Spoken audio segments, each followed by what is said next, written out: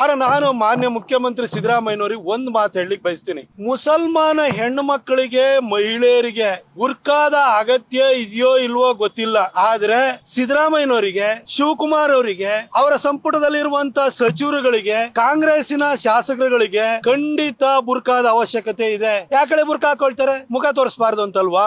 3 ವರ್ಷದಿಂದ 3 ಕಾಸಿನ ಕೆಲಸನೂ ಮಾಡದಲ್ಲೇ ಜನವಿರೋಧಿ ನೀತಿನ ಅಳವಡಿಸಿಕೊಂಡು ರಾಜ್ಯದ ಸಾಲವನ್ನ 8.25 ಲಕ್ಷ ಕೋಟಿಗೆ ಏರಿಸಿ, ಈಗ ಹುಟ್ಟೋ ಮಗುವಿನ ತಲೆ ಮೇಲೂ ಕೂಡ 1,17,000 ಸಾಲವನ್ನು ತಂದಿಟ್ಟು ಯುವ ನಿಧಿ ಕೊಡ್ತೀನಿ ಅಂತೇಳಿ ಅದಕ್ಕೆ ಟೋಪಿ ಹಾಕಿ ಒಂದೇ ಒಂದು ರಸ್ತೆನೂ ಕೂಡ ರಿಪೇರಿ ಮಾಡದಲೆ ಎಲ್ಲಾ ಕಡೆ ಗುಂಡಿ ಬಿದ್ದು ಹೋಗಿದಾವೆ. ಇಡೀ ರಾಜ್ಯದ ಜನ ತೂಚಿ ಅಂತ ಉಗಿತಾ ಇದ್ದಾರೆ. ಅವರಿಗೆ ಮುಖ ತೋರ್ಸಕ್ಕೆಲ್ಲಾಗುತ್ತೆ? ಮುಸಲ್ಮಾನ ಹೆಣ್ಮಕ್ಳಿಗೆ, ಮಹಿಳೆಯರಿಗೆ ಬುರ್ಕಾ ಬೇಕಾ ಬೇಡವಾ ಗೊತ್ತಿಲ್ಲ. ಆದ್ರೆ ಸಿದ್ದರಾಮಯ್ಯನವರಿಗೆ, ಡಿ ಕೆ ಶಿವಕುಮಾರ್ ಅವರಿಗೆ ಹಾಗೂ ಕಾಂಗ್ರೆಸ್ ಶಾಸಕರಿಗೆ ಮಾತ್ರ ಬುರ್ಕಾ ಬೇಕೇ ಬೇಕು. ಯಾಕೆಂದ್ರೆ ಮುಖ ತೋರ್ಸಕ್ ಅವ್ರ ಕೈಲಿ ಮುಖನೇ ಇಲ್ಲ.